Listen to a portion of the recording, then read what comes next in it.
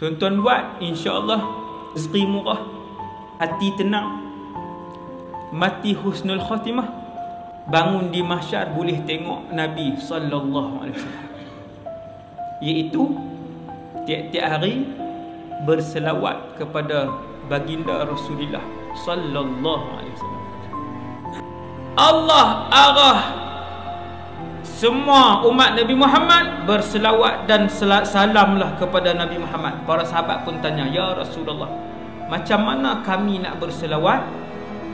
Nabi pun jawab, sebutlah Allahumma salli ala Muhammad wa ala ali Muhammad kama sallaita ala Ibrahim wa ala ali Ibrahim wa barik ala Muhammad wa ala ali Muhammad kama barakta ala Ibrahim wa ala ali Ibrahim fil alamin innaka Hamidum Majid.